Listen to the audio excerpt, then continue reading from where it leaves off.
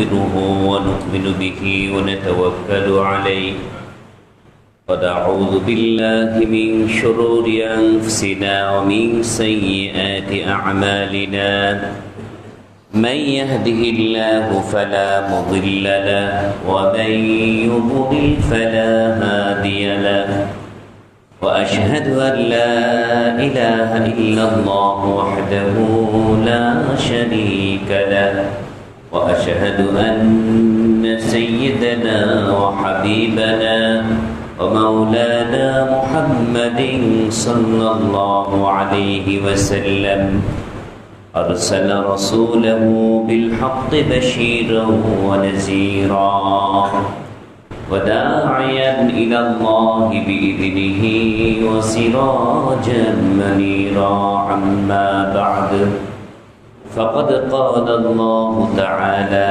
أعوذ بالله من الشيطان الرجيم يا أيها الذين آمنوا اتقوا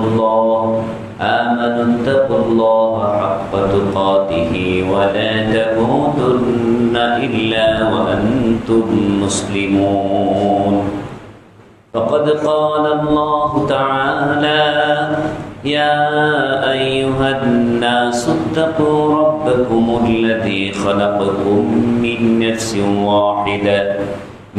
نفس واحدة وخلق منها زوجها وبث منهما رجالا كثيرا ونساء واتقوا الله الذي تساءلون به والأرحام إن الله كان عليكم رقيبا فقد قال الله تعالى قل إن كنتم تحبون الله فاتبعوني يحببكم الله ويغفر لكم ذنوبكم والله غفور رحيم قل أطيعوا الله والرسول فإن تولوا فإن الله لا يحب الكافرين সমস্ত প্রশংসা গুণগান তারিফ সেই মহান রব্বুল আলামিনের জন্য যিনি আজকে জুমার দিনে তার ঘরে এসে খুতবা শোনার তৌফিক দিয়েছেন সেই মহান মনিবের দরবারে শুকরিয়া দেন সকলে বলছি আলহামদুলিল্লাহ। অসংখ্য দুরূদ ও সালাম পেশ করছি আখিরি জামানার শেষ নবী সৈয়দুল মুরসালিন খাতামুন নবিয়্যিন নবী মুহাম্মদুর রাসূলুল্লাহ সাল্লাল্লাহু আলাইহি ওয়াসাল্লাম, যার মাধ্যমে আল্লাহ সুবহানাহু ওয়া তাআলা তার দ্বীনকে পরিপূর্ণতা দান করেছেন। দ্বীনের মধ্যে, ইসলামের মধ্যে অপূর্ণ কোনো বিষয় নেই, সব মীমাংসিত বিষয়। আল্লাহ সুবহানাহু ওয়া তাআলা দয়া করে আমাদের সামনে নবী মুহাম্মদ সাল্লাল্লাহু আলাইহি সাল্লামের মাধ্যমে চূড়ান্ত দ্বীন আমাদের জন্য রেখে গেছেন। আমাদের উচিত হচ্ছে এই দ্বীন সম্পর্কে ইলম অর্জন করা এবং সেই দ্বীনকে মেনে আমাদের ইহকালীন এবং পরকালীন জীবনের ফয়সালা করা। এজন্য প্রতি জুমায় খুতবায় খতিব সাহেব কি বলেন মনোযোগ সহকারে শুনতে হয়, কারণ একটি সাপ্তাহিক কর্মসূচি খুতবার মধ্যে থাকে যে এই সপ্তাহের মধ্যে দিনক্ষণ তারিখের মধ্যে কোনো বড় আমল, নেক আমল ছুটে যায় কিনা বা আছে কিনা, এই বিষয়গুলি যদি অনেকের জানা, কিন্তু অনেকে ব্যস্ততার কারণে আমাদের অনেক আমল ছুটে যায়, ভুলে যায়। এই জন্য প্রতিনিয়ত জুমার ব্যবস্থা ইসলাম করেছে, জুমার খুতবার ব্যবস্থা করেছে, যাতে করে মুসল্লিরা, একটা মহল্লার মুসল্লিরা নারী পুরুষ সকলেই যেন উপকৃত হতে পারে। এই জন্য আমাদের উচিত জুমার খুতবার শুরুতে উপস্থিত থাকা এবং কল্যাণ লাভ করা এবং শেষ পর্যন্ত মনোযোগ সহকারে খুতবা শোনা। আজকে আমি যে বিষয়টা আপনাদের সামনে আলোচনা করব সেই বিষয়টা হচ্ছে, যেহেতু রবিউল আউয়াল মাস চলছে, এই রবিউল আউয়াল মাসে আমাদের কিছু করণীয় বর্জনীয় কাজ আছে। এই রবিউল আউয়াল মাসটা অত্যন্ত গুরুত্বপূর্ণ একটি মাস, ঐতিহাসিক মাস। কারণ এই মাসেই বিশ্বনবী মুহাম্মদ রাসূলুল্লাহ সাল্লাল্লাহু আলাইহি সাল্লামের জন্ম হয়েছে এবং এই মাসেই রাসূল করিম সাল্লাল্লাহু আলাইহি সাল্লাম আমাদের ছেড়ে চলে গেছেন, মৃত্যু হয়েছে। কাজেই এই মাসটা অত্যন্ত আনন্দের, অত্যন্ত বেদনার, দুটি, একটি হচ্ছে শোকের মাস আর একটি হচ্ছে আনন্দের মাস। এখন আমরা আমাদের দায়িত্ব কি? আমরা কি শোক দিবস পালন করব না আনন্দ উৎসব পালন করব? কোনটা করব? আমরা কি জন্মদিন পালন করব না মৃত্যু দিবস পালন করব? আমাদের উচিত কি? আমরা মুসলিম হিসাবে আমাদের নবীর উপর আমাদের দায়িত্ব কি, কর্তব্য কি, এটাই হচ্ছে আজকের বিষয়। যে আমাদের নবীর উপর আমরা মুসলিম হিসাবে, আমরা উম্মাহ হিসাবে নবীর উপর আমাদের কি দায়িত্ব, কি কর্তব্য, আর নবীর কি দায়িত্ব আমাদের উপর ছিল, এই বিষয়গুলি আমরা সংক্ষিপ্তভাবে আলোচনা করার চেষ্টা করব ইনশাআল্লাহ। প্রথমেই দায়িত্ব হচ্ছে যে নবী মুহাম্মদ সাল্লাল্লাহু আলাইহি সাল্লামকে জেনে বুঝে তারপর ঈমান আনা, জেনে বুঝে তারপর ঈমান আনা। নবীকে, এই নবী সম্পর্কে আমাদের ইলম অর্জন করতে হবে, নবীকে চিনতে হবে, কারণ এই প্রশ্নটা আপনাকে করা হবে, মৃত্যুর পরেই আপনাকে করা হবে যে এই লোকটাকে, তুমি কি তাকে চেনো? এই লোকটাকে চিনেছিলে? উনি কে ছিলেন? আপনি যদি না চিনে থাকেন, আপনি বলুন হাই হ্যাঁ তা আমি চিনি না, জানি না, কিছুই জানি না। আর যদি আপনি চিনে থাকেন তাহলে বলবেন নবিয়িনা মুহাম্মদুর রাসূলুল্লাহ সাল্লাল্লাহু আলাইহি ওয়াসাল্লাম। কারণ এটা হচ্ছে ঈমানের বিষয়। যেমনি করে আমরা আমাদের রব, আমাদের ইলাহ প্রতি ঈমান এনেছি, এই ঈমান অত্যন্ত গুরুত্বপূর্ণ একটি বিষয় হচ্ছে নবীর প্রতি ঈমান আনা। নবীর প্রতি ঈমান আনা, এটা কি কি বিষয়ের উপর ঈমান আনতে হবে? এক নম্বর, একজন অমুসলিম যদি আজকে ইসলাম ধর্ম গ্রহণ করে, তাকে প্রথমে কি কাজ করতে হবে?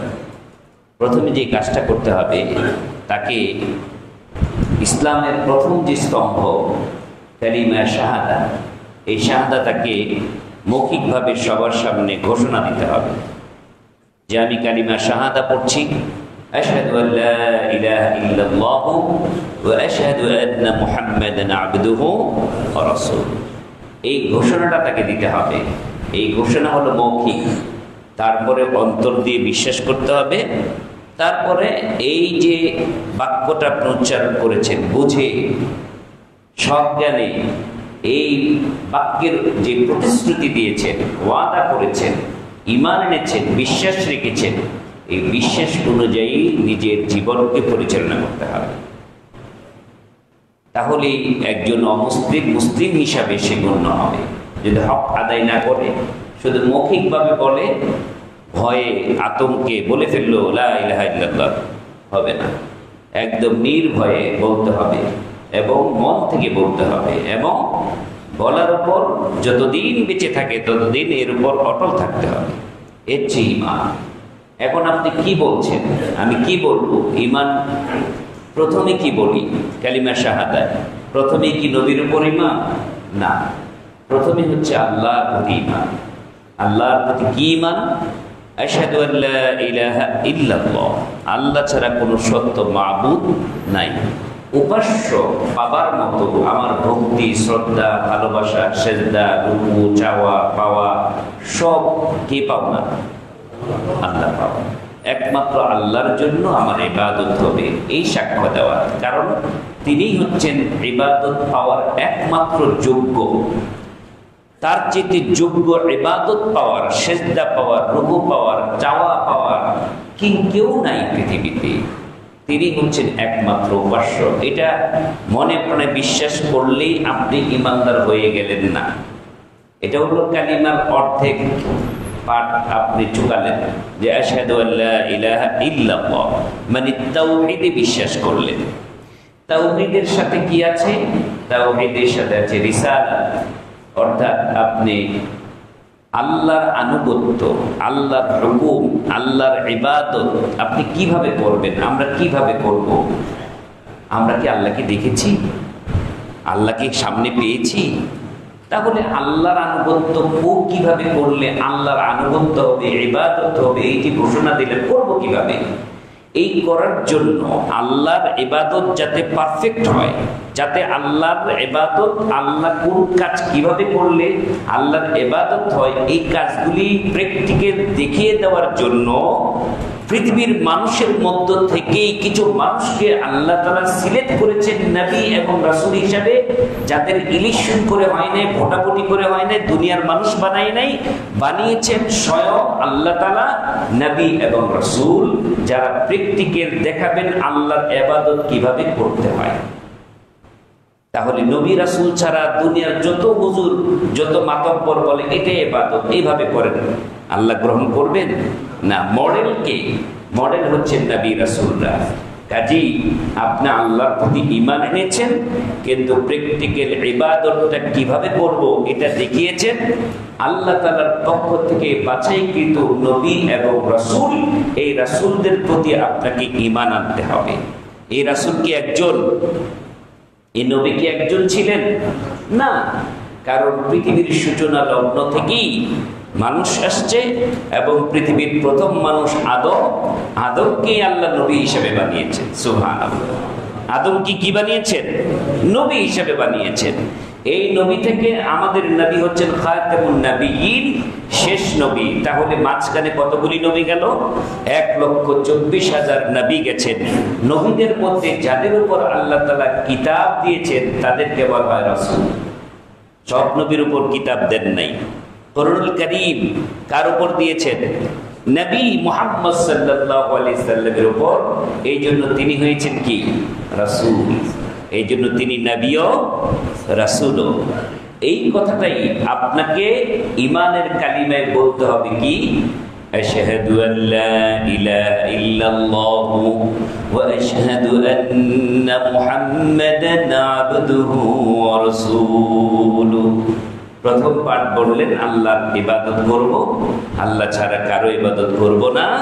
আর দ্বিতীয় পাঠে বললেন কি? ওয়া আশহাদু আন্না, আমি আরো সাক্ষী দিচ্ছি, মুহাম্মাদান, আমাদের নবীর নাম কি? মুহাম্মদ সাল্লাল্লাহু আলাইহি সাল্লাম। আমাদের নবীর নাম হচ্ছে মুহাম্মদ সাল্লাল্লাহু আলাইহি সাল্লাম। ওয়া আন্না মুহাম্মাদান, তিনি কে?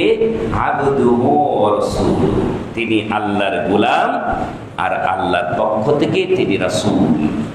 এই কথার উপর আপনাকে বিশ্বাস করতে হবে। আচ্ছা বলেন তো, এই কালিমায় সাক্ষ্য যে দিচ্ছেন তিনি আল্লাহর গোলাম, তারপরে বলছেন রাসূল, আগে রাসূল না আগে গোলাম? আগে গোলাম। আল্লাহর কাছে আমরা এই জাতি, মুসলিম জাতির পূর্বে আরো জাতির উপর কিতাব এসছে, নবী এসছে। সব জাতি কি নবীদের মর্যাদা অক্ষুণ্ণ রাখতে পেরেছে? পারে নাই। মর্যাদা দিতে দিতে দিতে দিতে এমন মর্যাদা দিয়েছে আল্লাহর বেটা বানিয়ে ছেড়েছে। কি মর্যাদা দিতে দিতে ঈসা রুহুল্লাহকে কি বলেছে? যে আল্লাহর ছেলেই হয়, যেহেতু বাবা নাই কাজে উনি আল্লাহর ছেলে। নাউযুবিল্লাহ। মানে মর্যাদা দিতে দিতে এমন পর্যায়ে নিয়ে গিয়েছে এটা আল্লাহরই ছেলে। অথচ আল্লাহ তাআলা প্রতিবাদ করলেন, লাম ইয়ালিদ ওয়া লাম ইউলাদ, আমি কাউকে জন্ম দেই নাই, আমার কাছে কেউ জন্ম নেয় নাই। ওয়া লাম ইয়াকুল লাহু কুফুয়ান আহাদ, আমার সমকক্ষ পৃথিবীতে কেউ নাই। আমি মা ছাড়া, বাবা ছাড়া, যেরকম আদমকে বানিয়েছি, হাওয়াকে বানিয়েছি, আমি ইচ্ছে করলে শুধু মায়ের মাধ্যমে বাবা ছাড়াও মানুষ বানাতে পারি। এর দৃষ্টান্ত রেখেছি ঈসা রুহুল্লাহকে। সুবহানাল্লাহ। সেই দৃষ্টান্ত রাখতে গিয়ে প্রশ্নবিদ্ধ হলো যে বাবা নাই, তাহলে হলো কিভাবে? তাহলে নিশ্চয়ই আল্লাহই তার বাবা। নাউযুবিল্লাহ। এইভাবে সম্মান দিতে গিয়ে তারা শিরক করলো, তারা ঈমান থেকে খারিজ হয়ে গেল। এই জন্যই তো তারা নাসারা, তারা কাফের, তারা খ্রিস্টান, তারা মুসলিম হতে পারে নাই। বরঞ্চ যারা এই ঈসা আলাইহিস সালামকে আল্লাহর নবী হিসাবে, রাসূল হিসেবে মেনে নিয়েছে, তারা জান্নাতে যাবে। তারা জান্নাতে যাবে। ওই খ্রিস্টানরা জান্নাতে যাবে যারা আল্লাহর নবীকে নবী হিসেবে, ঈসা আলাইহিস সালামকে নবী হিসেবে মেনেছে। কিন্তু যারা আল্লাহর বেটা হিসেবে মেনেছে তারা জান্নাতে যাবে। ঠিক আজকেও মুসলমানদের মধ্যে আমাদের নবীর উপর বেশি ভক্তি, বেশি শ্রদ্ধা দেখাতে গিয়ে বলছি কি যে আল্লাহ পর্দা উঠিয়ে দুনিয়াতে নবীকে পাঠিয়ে, এইটা নিচে নবী উপর আল্লাহ, আল্লাহ নবী একই, এটা পর্দা উঠাইয়া খালি রূপ ধারণ করছে। এরকম মারফতি লাইনের কিছু কথা আছে না, যে নবী আর আল্লাহ রাসূল এগুলি একই জিনিস। দেখো মুহাম্মদের মিম উঠাই দিলে হাত আসে, হাত থাকলে কি হয়, আহাদ আর আল্লাহ তো একই। এই যে মার পেশ দিয়ে আপনাকে ইমান হারা করছে, মানে অতি ভক্তি কিসের লক্ষ্য, মানে ইমান চোরের লক্ষ্য। কাজে আপনি ভক্তি করেন কিন্তু ইমান যেন না হারা হয়। আপনাকে যতটুকু বিশ্বাস ততটুকু করতে হবে। এই জন্য আল্লাহ তাআলা প্রথমে নবীর উপর বিশ্বাসের ক্ষেত্রে বলেছেন কি, তিনি আব্দ, তিনি গোলাম, তিনি স্রষ্টা নয়। স্রষ্টা একজন, তিনি কে, আল্লাহ তাআলা। আর স্রষ্টার গোলামি যারা করবে সবাই কি, তার গোলাম। আমরা তার গোলাম, আল্লাহর গোলাম। ইয়্যাকা না'বুদু ওয়া ইয়্যাকা নাস্তাঈন, একমাত্র আমরা তোমারই গোলামি করি। কারণ গোলাম আমরা, আল্লাহর গোলামি ছাড়া আর কার গোলামি করব? কারণ তিনিই তো আমাদের রব, তিনিই তো আমাদের সব। তিনি আমাদের বানিয়েছেন, তিনি আমাদের খাওয়ান, তিনি আমাদের পড়ান, তার কাছেই যেতে হবে, তার কাছেই আমাদের সব কিছু। কাজে তিনি হলেন স্রষ্টা, আমরা হলাম তার সৃষ্টি। স্রষ্টার সৃষ্টি কখনো এক হয়? তাহলে নবী মুহাম্মদ সাল্লাল্লাহু আলাইহি সাল্লামকে কি আল্লাহ সৃষ্টি করেন নাই? সৃষ্টি না হলে জন্ম হলো কিভাবে? তাহলে তিনি একজন সৃষ্টি, আল্লাহ হলেন স্রষ্টা। কাজে সৃষ্টি কখনো স্রষ্টা হয় না, এটা বুঝতে হবে। তাহলে আল্লাহ তাআলা প্রথম নবীকে কি বলেছেন? আমাদের সামনে ঈমান আনতে বলেছেন আব্দ হিসাবে, গোলাম হিসাবে, আল্লাহর গোলাম। তবে আমাদের মতো গোলাম না। আল্লাহর নবী যে গোলামি করেছেন এটা হলো শ্রেষ্ঠ গোলামি। আমরা গোলামি করতে গিয়ে ভুল করি, আর নবী গোলামি করতে গিয়ে কোনোদিন ভুল করেন নাই। সুবহানাল্লাহ। নবীর গোলামি আর আমাদের গোলামি এক নয়। আর নবীকে আল্লাহ তাআলা গোলাম হিসাবে ডাকতে বেশি ভালোবাসতেন, গোলাম হিসেবে ডাকতে বেশি ভালোবাসতেন। পরিচয় করে দিয়েছেন যে আমার গোলাম। নবীকে কত মর্যাদা দিয়েছেন যে এই পৃথিবীর ছেড়ে আকাশ জমিন সব ভেদ করে আরশ আজিম পর্যন্ত নিয়ে আল্লাহর সাথে সান্নিধ্যে নিয়ে গিয়েছেন। সেই নিয়ে যাওয়ার ঘটনা বনি ইসরাইলে বলতে গিয়ে আল্লাহ তাআলা বলছেন সুবহানাল্লাযী আসরা বিআবদিহি লাইলাম মিনাল মাসজিদিল হারামি ইলাল মাসজিদিল আকসা। যে স্মরণ করো যেদিন আমার নবীকে, আমার বান্দাকে বলেছেন, আমার বান্দাকে আবদিহি, আমার তার বান্দাকে লাইলাম মিনাল মাসজিদিল হারাম, ইসরা করেছেন এক রাতের বেলায়।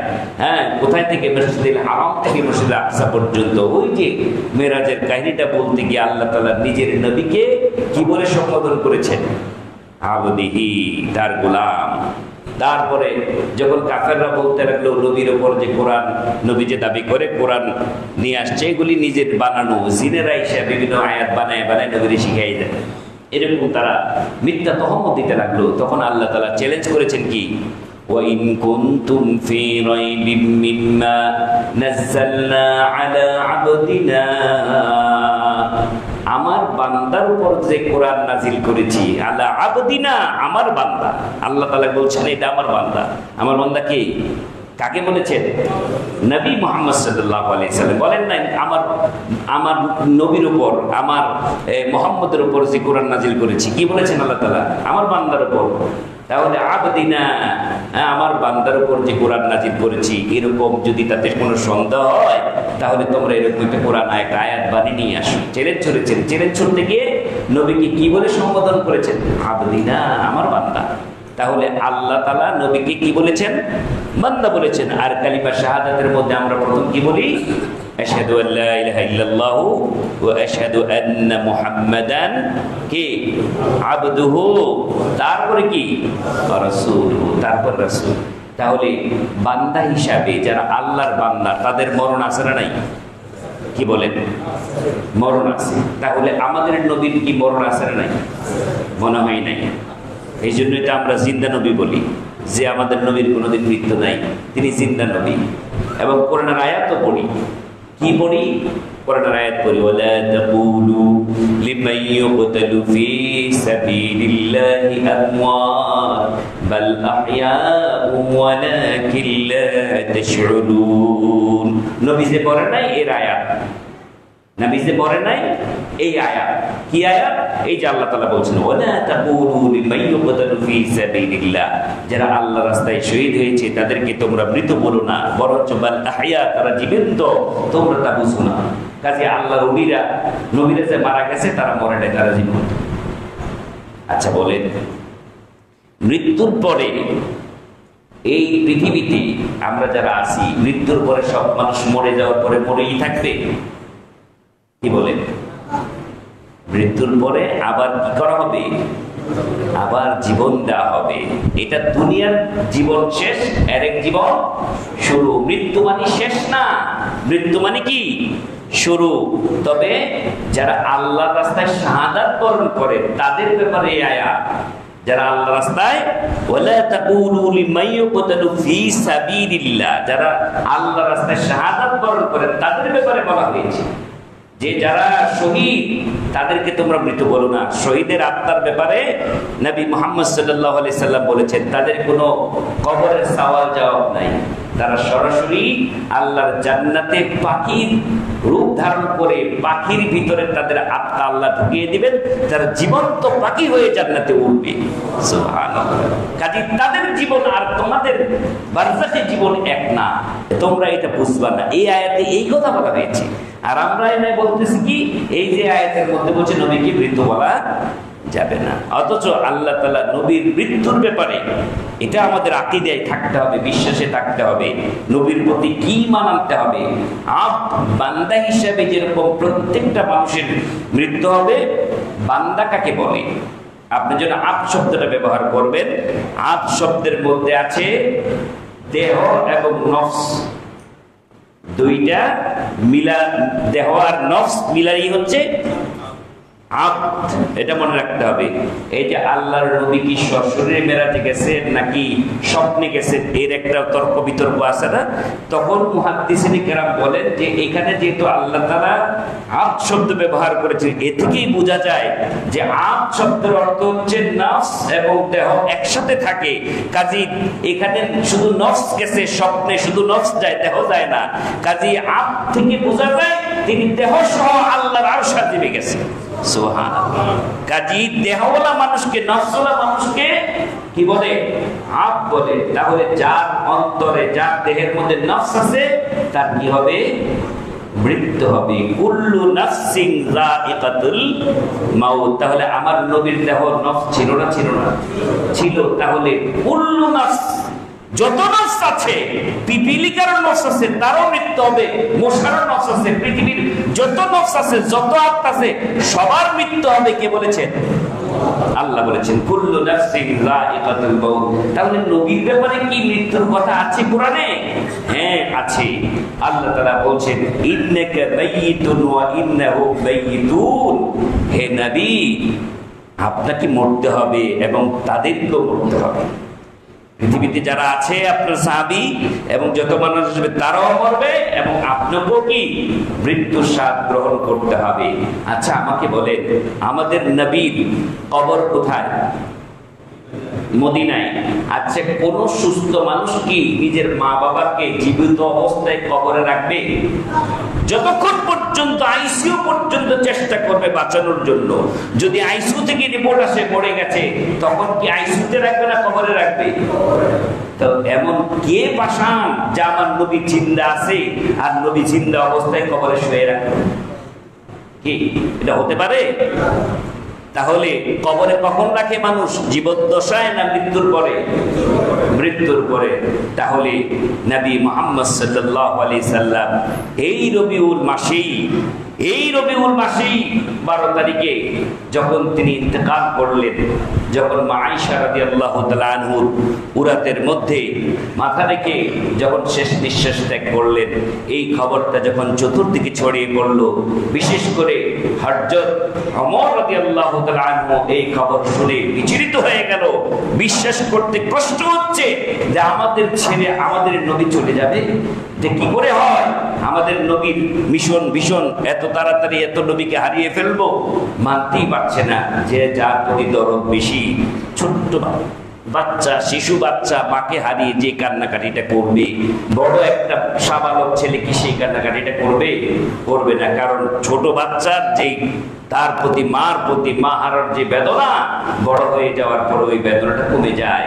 কাজী হযরত ওমর রাদিয়াল্লাহু তাআলা নবীর প্রতি যে মহব্বত, যে ভালোবাসা ছিল, অন্য কোনো সাহাবীর ভিতরে এত ভালোবাসা আমার মনে হয় ছিল না। এই জন্য ওনার ভালোবাসার দরদে, ভালোবাসার টানে নবী চলে গেছেন, এই মৃত্যু হয়েছে, এই কথাটা ওনার মানতে কষ্ট হওয়ার কারণে তিনি বলেছিলেন যে আরেকবার যদি কেউ বলো আমার নবী নাই, তাহলে তার মাথা থেকে ঘাট আলাদা করে দিই, মেরে ফেলবো আমি তাকে।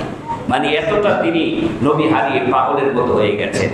এবং সেই দৃশ্যগুলি হযরত আবু বকর সিদ্দিক রাদিয়াল্লাহু তাআলা আনহু অবলোকন করছেন যে ওমর তো খুব গর্বের মধ্যে আছে, যে বিচলিত অবস্থায় আছে, কখন যদি কোন ঘটনা ঘটিয়ে ফেলে। এই জন্য তিনি চিন্তা করলেন যে ওমরকে থামাতে হবে। আর ওমরকে থামানোর একটাই কায়দা, কোরআন এবং সুন্নাহ। কোরআন সুন্নাহ ছাড়া, ডকুমেন্ট ছাড়া, দলিল ছাড়া থামানো মুশকিল। এই জন্য ওমরকে যখন মসজিদে তিনি পেয়ে ফেললেন, মসজিদে নববীতে, তখন সাহাবায়ে আজমাইন সবাই বিমোহিত, চিন্তিত, সবাই নবী হারার বেদনায় ব্যথিত। সেই মুহূর্তে হযরত আবু বকর সিদ্দিক রাদিয়াল্লাহু তাআলা আনহু মিম্বরে দাঁড়িয়ে গেলেন, খুতবা দিলেন, খুতবা শুরু করলেন, সানা পাঠ করলেন এবং ভাষণ দিতে গিয়ে বলতেছেন, ইয়া আইয়ুহান নাস, হে মানুষেরা, মসজিদ ভর্তি মুসল্লি, সবাই অপেক্ষমান। আবু বকর হঠাৎ করে কেন এই খুতবায় দাঁড়ালেন, কি বলবেন একটু শোনার জন্য। মূলত উনি দাঁড়িয়েছেন ওমরকে থামানোর জন্য, ওমরকে সান্ত্বনা দেওয়ার জন্য বক্তব্যটা শুরু করেছেন। তিনি বলছেন, ইয়া আইয়ুহান নাস, হে মানুষেরা, ইন্নাহু মান কানা মিনকুম ইয়াবুদু মুহাম্মাদান ক্বাদ মাতা, জেনে রাখো যারা তোমরা মুহাম্মদের ইবাদত করতে, তারা জেনে রাখো মুহাম্মদ দুনিয়াতে নাই, তার ইন্তেকাল হয়েছে, তার মৃত্যু হয়েছে। আচ্ছা বলেন, সাহাবীদেরকে যখন বললেন যারা মুহাম্মদের ইবাদত করতে, সাহাবীরা কি এটা মেনে নেবে যে তারা কি মুহাম্মদের ইবাদত করতো? হ্যাঁ, প্রথমে তারা উমরের, আবু বকর সিদ্দিক রাদিয়াল্লাহু তাআলার কথাটা এভাবে বললেন কেন? চিন্তিত হলেন যে যারা মুহাম্মদের ইবাদত করতে, তারা জেনে রাখো মুহাম্মদ কি হয়েছে? মৃত্যুবরণ করেছে। এবং পরে বলছেন, ওয়ামান ইয়াবুদুল্লাহ, যারা আল্লাহর ইবাদত করো, তারা জেনে রাখো ফা ইন্নাল্লাহ হাইয়ুন লা ইয়ামুতু, আল্লাহ তাআলা, যারা আল্লাহর ইবাদত করো তারা জেনে রাখো আল্লাহর কোনোদিন মৃত্যু হবে না। আল হাই, তিনি চিরঞ্জীব। কোন মানুষের নাম যদি হাই রাখে, বলতে হবে আব্দুল হাই, কেন হাইয়ের গোলাম। হাই একমাত্র কার গুণ? আল্লাহর গুণ, আল্লাহর একটা সিফাত। এই হাই, আল হাইয়ুল, আয়াতুল কুরসির মধ্যে পড়েছে আল হাইয়ুল কাইয়ুম, দুটি শব্দ, একটা হলো চিরঞ্জীব, চিরস্থায়ী। এটা কার গুণ?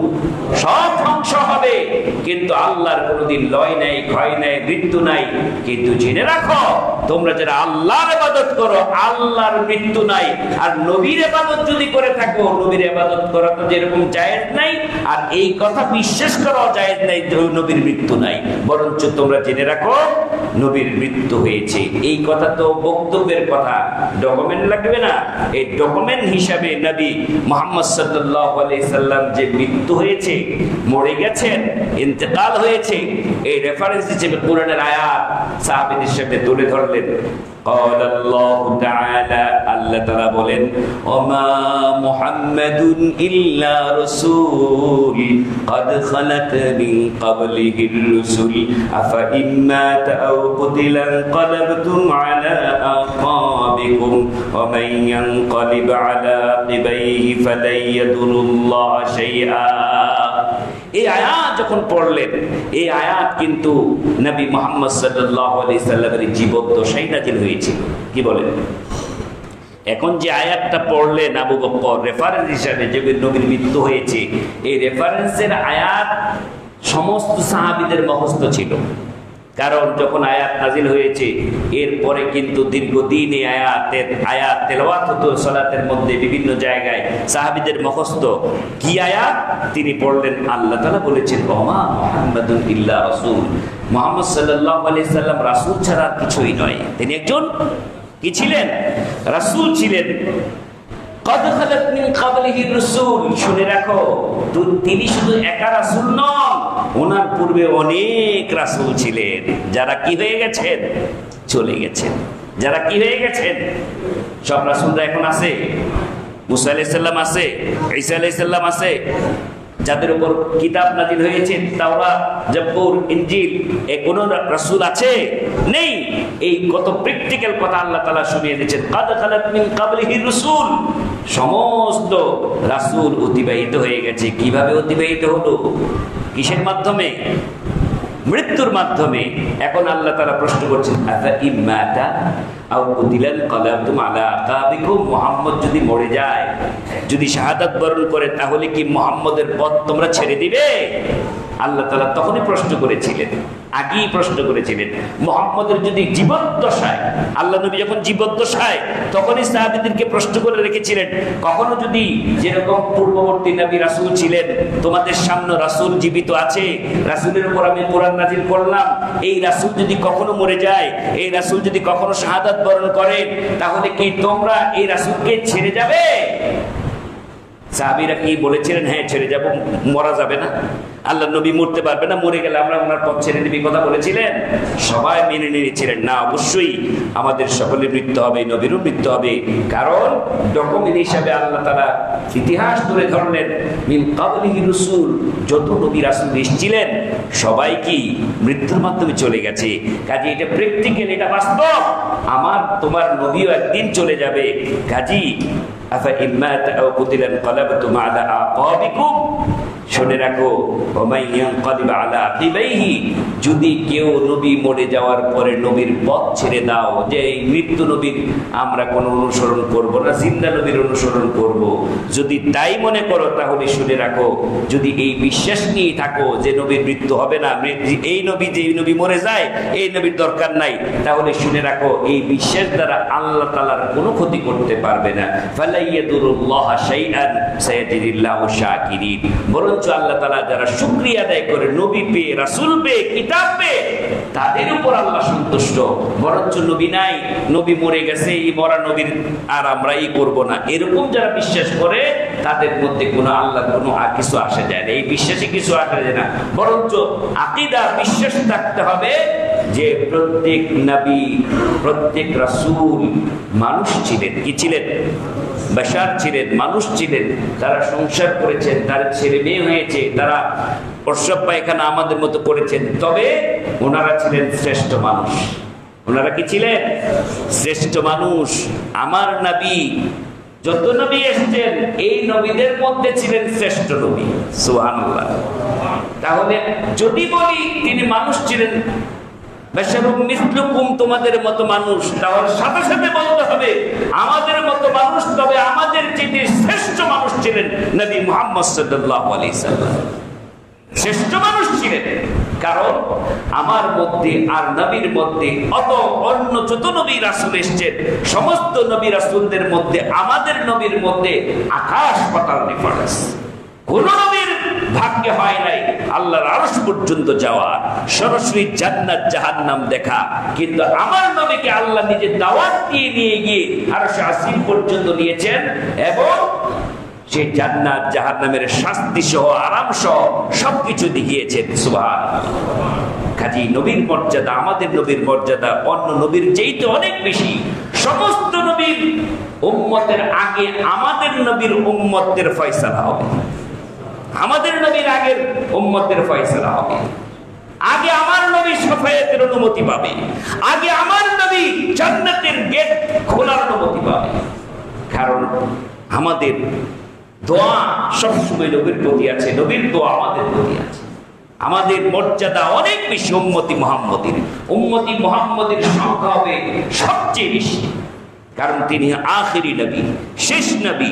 যত উম্মাহ আসবে এই উম্মার সংখ্যা কম না বেশি হবে? বেশি হবে। কাজী আমার নবী গর্ববোধ করবে। কাজী আমার ভাইয়েরা, সেই নবীর উপর বিশ্বাস, ঈমান, তিনি আল্লাহর গোলাম ছিলেন, শ্রেষ্ঠ গোলাম, তিনি মানুষ ছিলেন, শ্রেষ্ঠ মানুষ, তিনি রাসূল ছিলেন, শ্রেষ্ঠ নবী, তিনি নবী ছিলেন, শ্রেষ্ঠ নবী। কারণ ওনার শ্রেষ্ঠত্বের ব্যাপারে আল্লাহ তাআলা বলেছেন, লাকাদ কানা লাকুম ফি রাসূলিল্লাহি উসওয়াতুন হাসানা। এমন একজন নবী দিলাম যে নবীর আদর্শ হচ্ছে উসওয়াতুন হাসানা, সবচেয়ে শ্রেষ্ঠ আদর্শ নবীর মাঝে আছে। সুবহানাল্লাহ। শ্রেষ্ঠ আদর্শ কি জানো? আমার তোমার নবী কোনোদিন একটা দিন কারোর সাথে কোনোদিন মিথ্যা কথা বলে নাই, কারোর সাথে প্রতারণা করে নাই, কারো কোনো আমানতের খেয়ানত করে নাই। এমনকি কোনো কাফের বেঈমান তার কাছে কোনো কিছু আমানত রাখছে, সেই টাকাটাও পর্যন্ত বেড়ে খায় নাই। আমি নবীর উম্মত দাবি করি, কত কিছু মহব্বতের দৃষ্টান্ত দেখায়, নবীর নাম শুনে সুমা দেন, কিন্তু আমার কথা হচ্ছে আপনি নবীর আদর্শ মানেন। নবীর আদর্শ কি ছিল? নবীর জীবনে কোনোদিন মিথ্যা কথা বলে নাই। আর মিথ্যার গোডাউন কারখানা পকেটের মধ্যে নিয়ে ঘুরতেছি, নাম কি? মোবাইল। মিথ্যার কারখানার গোডাউন মোবাইল। সারাক্ষণ মোবাইলে মিথ্যা কথা বলি। স্বামী স্ত্রী মিথ্যা কথা, বন্ধু বান্ধব মিথ্যা কথা, সমাজের নেতা নেত্রী মিথ্যা কথা, সব মোবাইলে মিথ্যা আর মিথ্যা। আর আমাদের শ্রেষ্ঠ নবী যদি কোনোদিন মিথ্যা কথা বলে নেই।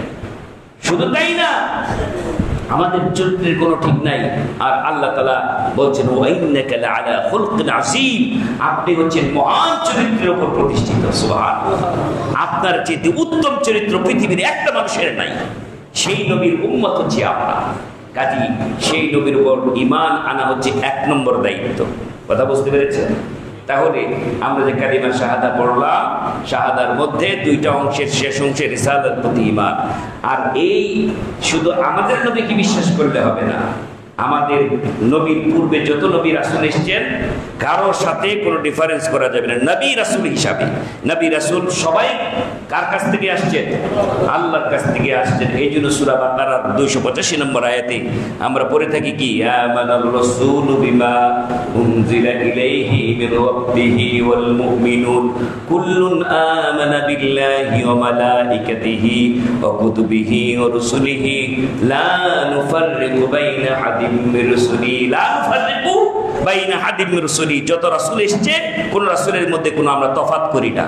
কেউ আল্লাহর বেটা, কেউ আল্লাহর ছেলে, কেউ এরকম না। আমরা সবাইকে আল্লাহর রাসূল হিসেবে গণ্য করি। ঈসা আলাইহিস সালাম কি ছিলেন? রাসূল ছিলেন। মুসা আলাইহিস সালাম কি ছিলেন? রাসূল ছিলেন, নবী ছিলেন। আদম আলাইহিস সালাম কি ছিলেন? রাসূল ছিলেন। এইভাবে করে নবী রাসূলদের মধ্যে কোনো পার্থক্য আমরা করি না। সবাই আল্লাহ তাআলার পক্ষ থেকে মর্যাদা সম্পন্ন নবী রাসূল হিসেবে পৃথিবীতে এসেছেন। কাজে আমার ভাইয়েরা, 1 নম্বর দায়িত্ব হচ্ছে নবীর প্রতি ঈমান আনা। ঈমানের কি কি বললাম? 1 নম্বর, তিনি আল্লাহ না, তিনি আল্লাহর বান্দা। তিনি কি? আল্লাহর বান্দা। তিনি আল্লাহর কোনো অংশ না, তিনি কোন আল্লাহর অংশ না। আল্লাহ তাআলা ওনাকে শ্রেষ্ঠ নবী হিসেবে পাঠিয়েছেন, শ্রেষ্ঠ রাসূল হিসেবে পাঠিয়েছেন, শ্রেষ্ঠ মানুষ হিসেবে পাঠিয়েছেন, শ্রেষ্ঠ আখলাক তাকে দান করা হয়েছে, শ্রেষ্ঠ চরিত্র তাকে দান করা হয়েছে। এর চেয়ে শ্রেষ্ঠ নবী পৃথিবীতে আর একটা হবে। তাহলে 1 নম্বর দায়িত্ব, এই ঈমান আমাদের বিশ্বাস রাখতে হবে। 2 নম্বর দায়িত্ব কি? 2 নম্বর দায়িত্ব হলো ইতাআতে রাসূল, রাসূলের আনুগত্য করা।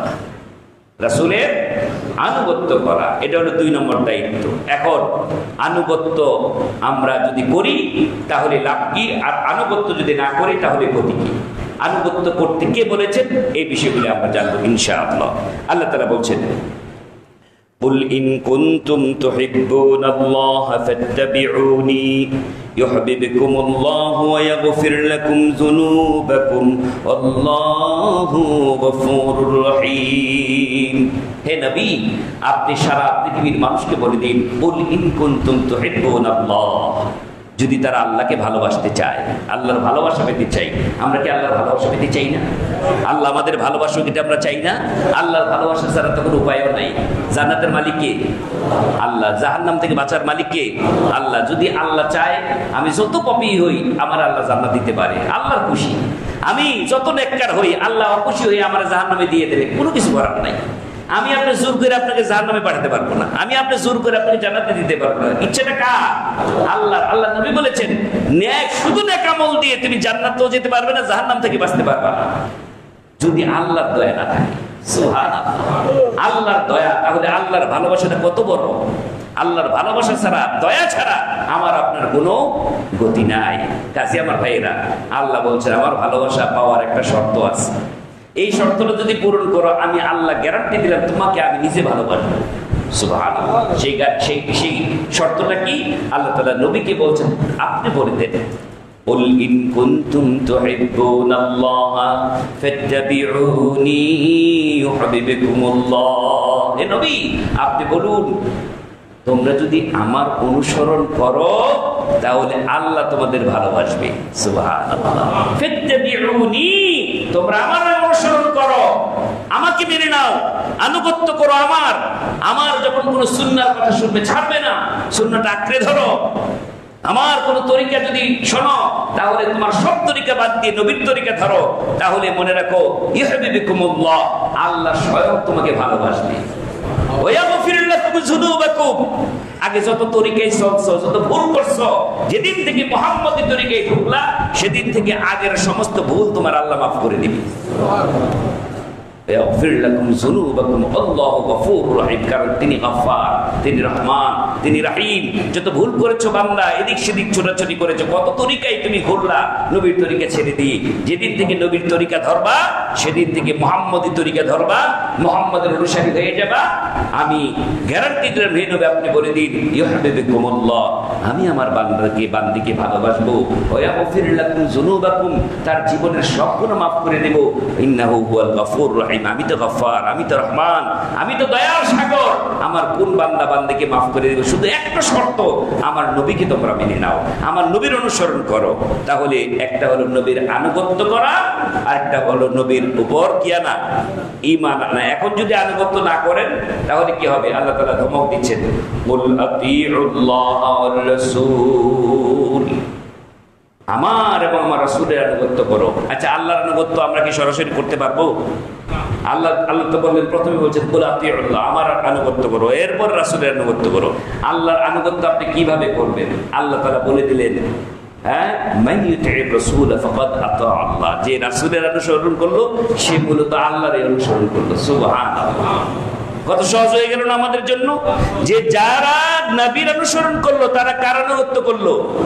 আল্লাহর আনুগত্য করলো। এক কথা আল্লাহ বলে দিলেন যে মাইয়ুতি'র রাসূল, যারা রাসূলের আনুগত্য করলো, ফাকাদ আতা আল্লাহ, তারা কার আনুগত্য করলো? আল্লাহর আনুগত্য করলো। আর আল্লাহ রাসূলের আনুগত্য করতে কে বলেছেন? আল্লাহ বলেছেন, আল্লাহ তাআলা বলেন, ওয়া আরসালনা মিন রাসূলিন ইল্লা লিইউতা'a বিইذনিল্লাহ, আমি যে রাসূল তোমাদের কাছে পাঠিয়েছি, এই রাসূল পাঠিয়েছি কেন জানো? আমার অনুমতিতে তাদের অনুসরণ করার জন্য। অনুমতিটা কার লাগবে? আল্লাহ। এই যে বিইذনিল্লাহ, আল্লাহর অনুমতিতে আমরা রাসূলের আনুগত্য করি। এটা দুনিয়ার কেউ আমাদের শিখাই দেয় না যে রাসূলকে মানতে হবে। শিখাইছে কে?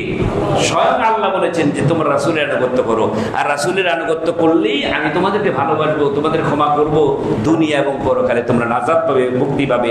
আর যদি আমার রাসূলের আনুগত্য না করো, মুখ ফিরিয়ে নাও, ফাইন তাওয়াল্লাউ, মুখ ফিরিয়ে নাও। তো এগুলি কি ওল্ড মডেল চলে নাকি? এগুলি হুজুর গো কাম। এগুলি যারা করে সালাম দেয় বেশি বেশি, এগুলি হলো হুজুরদের কাজ। জাযাকাল্লাহ পোলাপানদের শিখায়, কত কিছু আছে না, মানে এগুলি নতুন নতুন মনে হয় যে এগুলি হুজুরদের কাজ, এগুলি মাদ্রাসা ছাত্রদের কাজ। হ্যাঁ, আচ্ছা বলেন, ইসলাম কি এই শুধু মাদ্রাসার হুজুর আর এরা পালন করবে, আর যারা জেনারেল তারা পালন করবে না? জান্নাত কি শুধু হুজুরদের জন্য নাকি আপনার জন্য?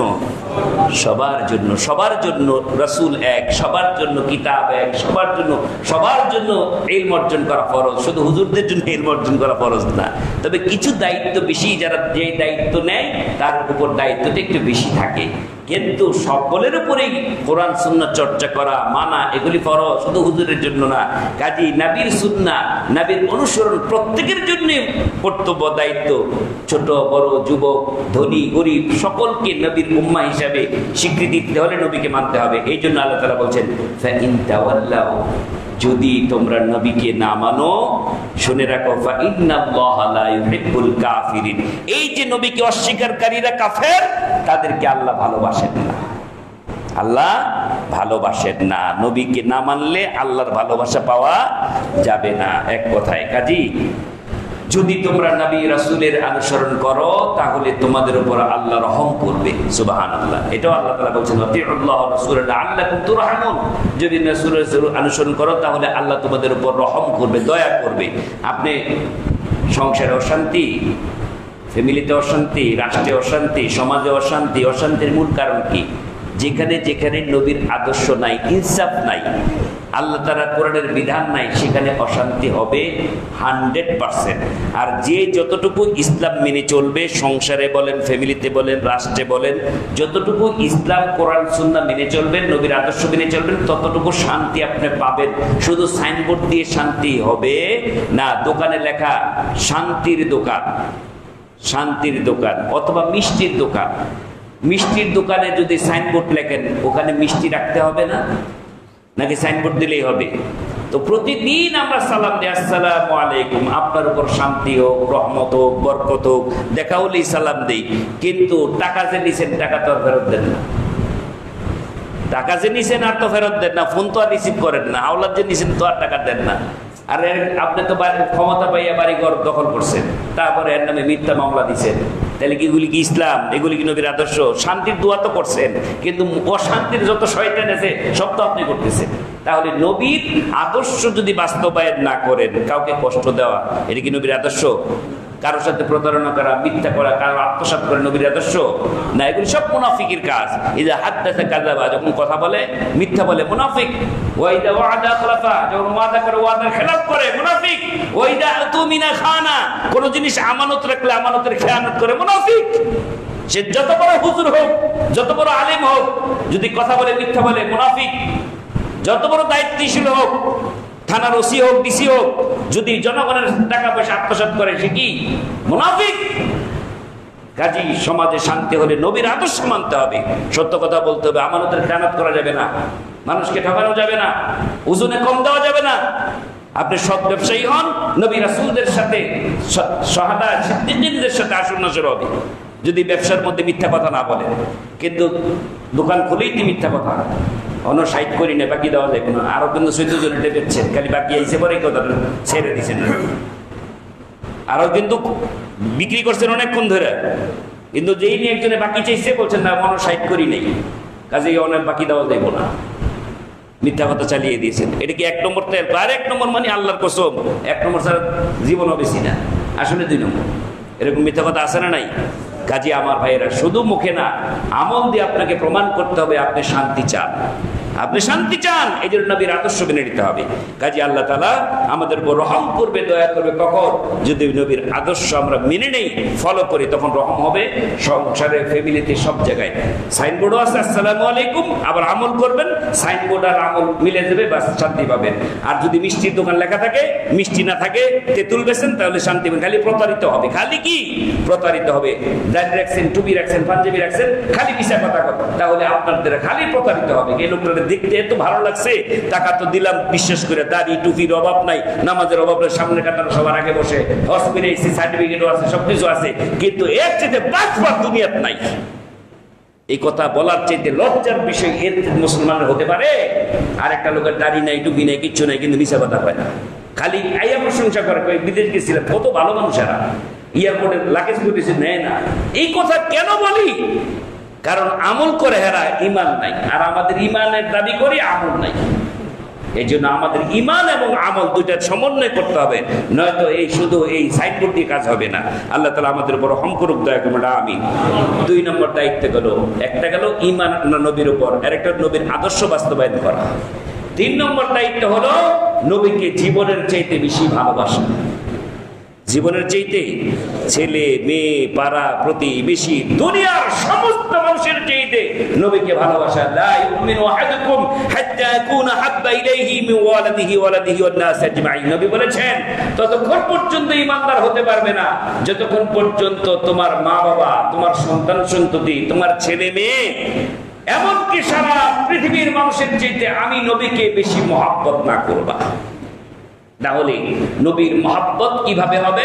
নবীর আদর্শ বাস্তবায়ন করে। নবীর আদর্শ যত বেশি বাস্তবায়ন করবেন, সে তত বেশি নবীকে মহব্বত করবে। হ্যাঁ, আপনি আপনার স্ত্রীকে ভালোবাসেন, কিন্তু স্ত্রী এটা দাবি করে, ওটা দাবি করে, একটা দাবি পূর্ণ করেন না, আবার মুখ দিয়ে বলতেছেন ভালোবাসেন, তাহলে এই ভালোবাসার দাবি পূর্ণ হবে?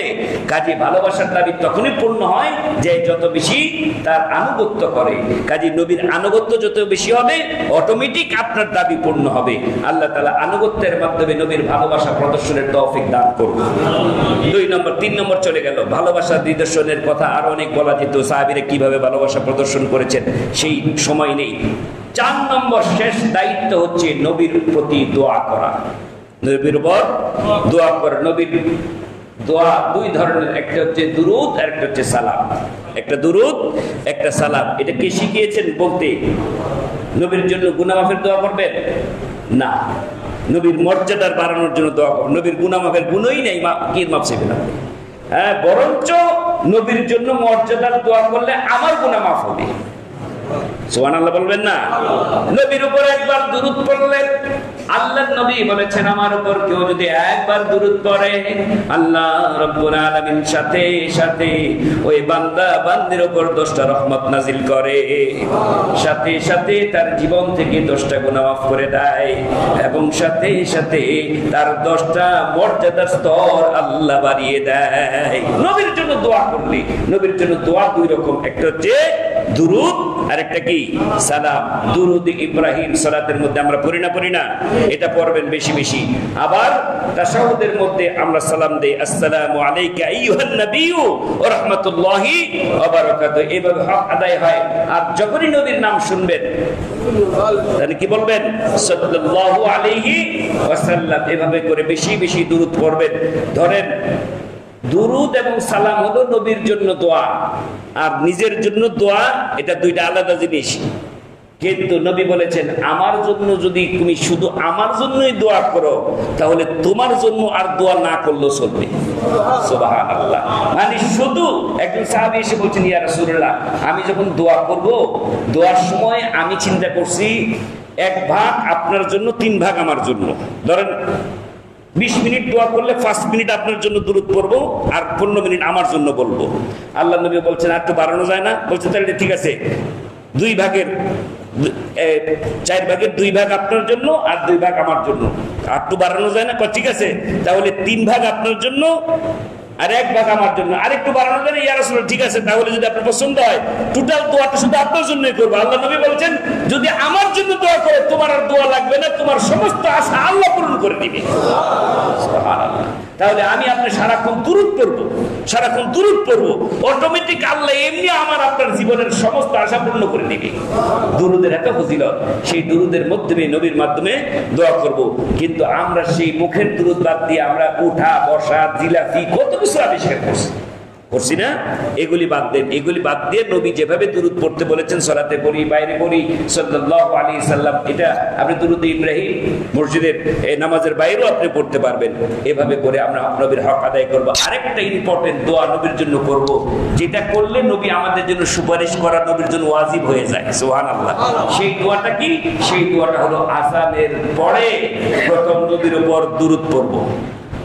আযানের পরে নবীর উপর দুরূদ পড়ব, তারপর একটা দোয়া পড়ব, আল্লাহুম্মা রাব্ব হাযিহিদ দাওয়াতিত তাম্মাতি ওয়াস সালাতিল কাইমা আতি মুহাম্মাদানিল ওয়াসিলাতা ওয়াল ফাযিলা ওয়া বা'সহু মাকামান মাহমুদানিল্লাযী ওয়া'আদতা।